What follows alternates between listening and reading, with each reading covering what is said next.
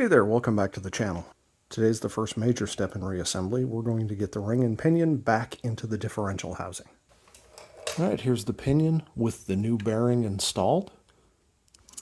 Just slide it down in. Now we'll rotate it sideways, not completely over, otherwise it'll just fall out. So if you imagine that this is the pinion shaft and we've got the gear down here, we've got one tapered bearing on this side and then the carrier and then another tapered bearing. What we do is we're squeezing these bearings together into the races. Now what we have to do is we have to make sure that they preload. When we tighten the nut on the end, it's going to squeeze these bearings together. We have to make sure that it's not squeezing too hard or too loose. That's called preload. That's done with these shims. These are the ones that were in there before, so I'm going to start with these ones again. So they go in. Then the input bearing. Next we need to get our seal on.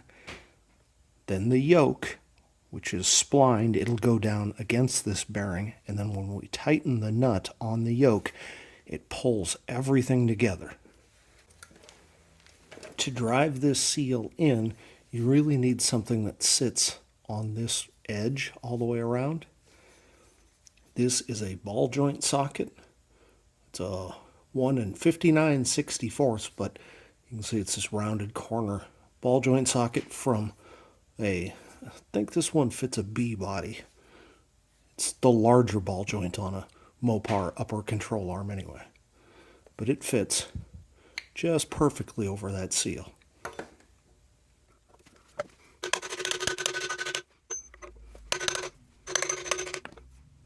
And then that seal is completely in.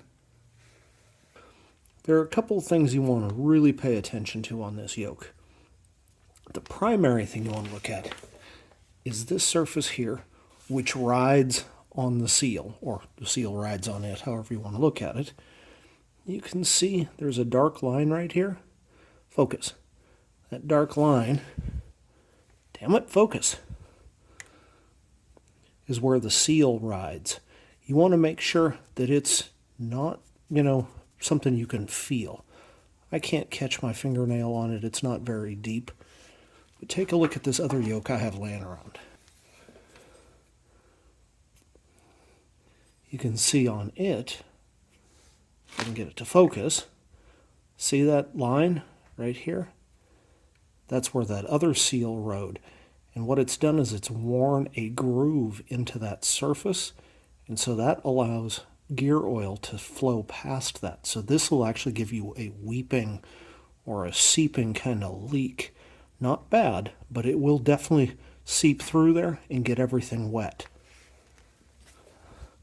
This one is in really good shape, so I don't see any reason not to reuse it. The other dimensions that you need to pay attention to are this outside dimension for the U-joint, the cap size, and the number of splines. Generally speaking, if you just took it apart and you're putting it back together, it's obviously going to fit.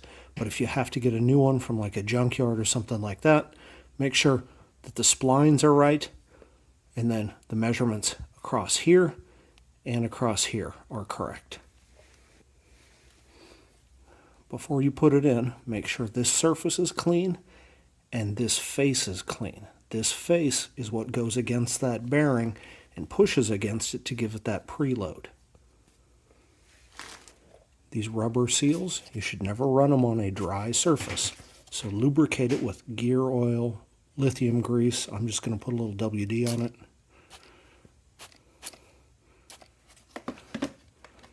You just don't want it to be completely dry. Otherwise, that seal can grab onto this, and then when it starts to turn, it'll just tear the seal.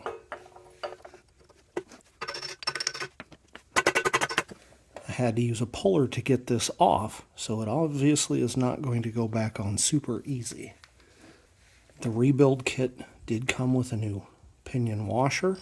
That's going to go on here, and a new pinion nut. And See if I'm in far enough to grab. So now I'm going to tighten this down, and it's going to squeeze those two conical bearings that are inside this housing together. Once we have this installed, it is time to take our first measurement. We're going to measure the bearing preload.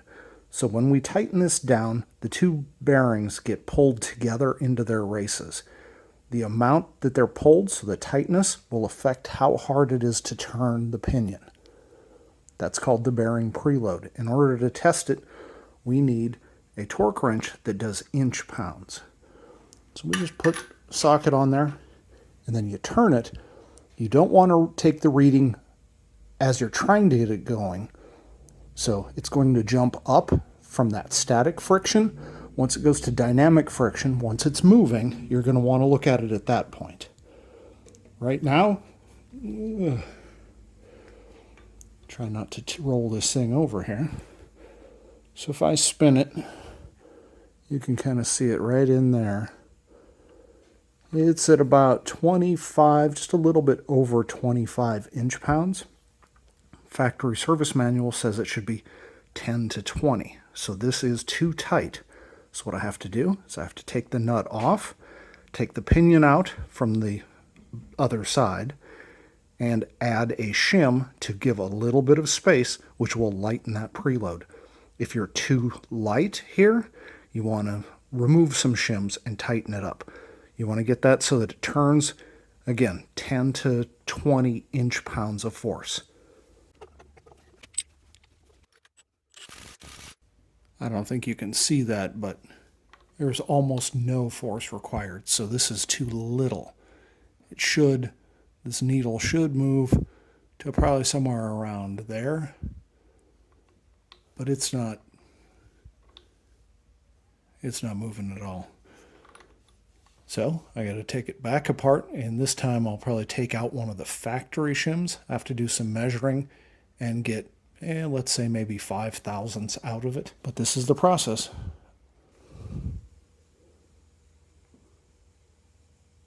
Right at about 15.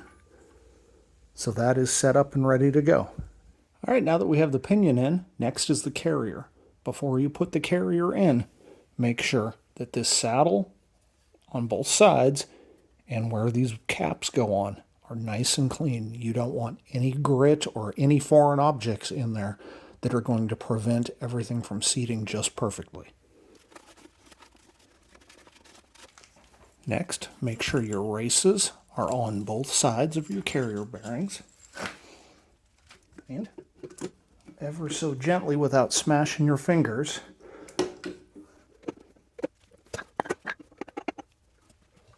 a dead blow hammer would be a good idea here.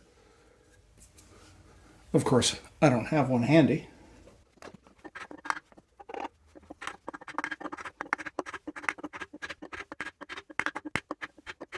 All right, that's fully seated. When you put the bearing caps in, there are a few things you want to make sure of. Again, make sure the bearing is clean, that mating surface for the cap is clean.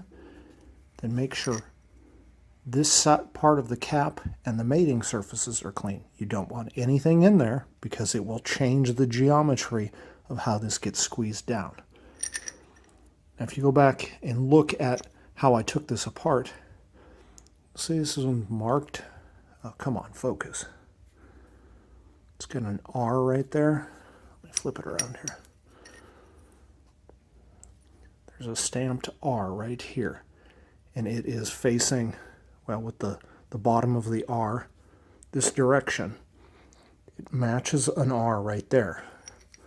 So the bottom of the R faces that way on here and here. So this one must go on this side in this orientation. This one has an R, but it's perpendicular to the cap. So it goes over here. The R is up here, and it's right here. So it goes on here.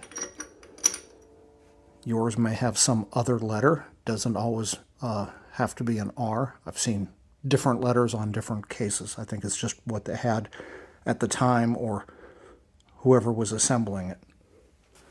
But the key there is they need to be on the right side and they need to be oriented properly. Otherwise, when you tighten them down, it will not turn. Now I'm going to tighten and torque these.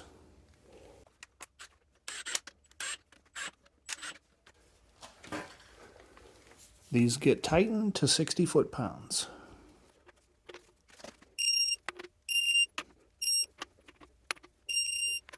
Verify it turns by hand.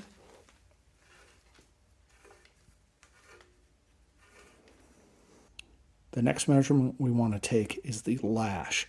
So it's actually the spacing between these teeth and the teeth of the pinion. You can't get down in there, but you can see it here. See how it's moving ever so slightly? You're going to need a dial indicator and some sort of magnetic base holder. The general idea is you're going to take your indicator and put it on the ends of one of these teeth, just about like that, and then you're going to wiggle the ring gear forward and back, obviously not holding it, but with the magnetic base holding it. You're going to measure that, check your lash, then rotate the ring gear around.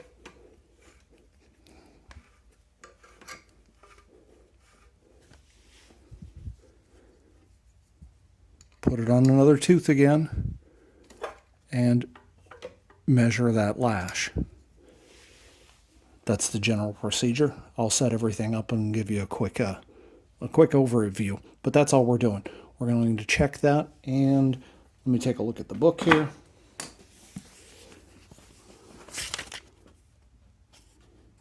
It says the backlash should be between 4 and 9 thousandths of an inch and should not vary more than 2 thousandths of an inch between positions checked. Again, this is just in the factory service manual. These are really handy to have when you're doing this sort of work. Well, I had some sort of a technical screw-up and I didn't record me actually checking that backlash. There are plenty of videos on YouTube if you've got questions on exactly how it's done. I kind of described it previously. It's pretty straightforward, pretty easy to do. The next thing we want to check is the interference pattern. Make sure that the pinion gear is running in the middle of the ring gear. The rebuild kit came with this marking compound and an acid brush, so we're going to paint, say 4 or 5 of these teeth. You want to have a fairly thick coat. If it's really thin, it's going to be really hard to read. Once you've got this painted on here, you want to turn the pinion and have this ring pass through the pinion both forward and backward. That way we can look at both sides of the teeth. It's a little difficult to see here, but notice it's light right here, right here. It took some off right there, and it travels around here. It's harder to see as it comes this way. But this tells us that that ring here is riding on the pinion right in the middle of the ring, which is where we want it. And we want to take a look at the other side of these teeth as well. It's a little harder to see in this light, but it's riding right here, right here. So this looks like it's set up properly. This is not a surprise since I didn't change the ring and pinion that are in here. That change is very unlikely to change much. The fact that I added a shim to the pinion for preload actually moves the pinion in toward the ring a little bit more. And so you would expect, if anything, this mark would move toward the middle here. Now that we've checked that, the differential is ready to go. I'm going to clean this up a little bit. It's not necessary. It can be mixed with the gear oil. It won't cause any problems. Otherwise, just need to put a gasket on this and put the cover onto it, and we're ready to go out to the ends and do that install. That's all there is to it for today. Thanks for watching.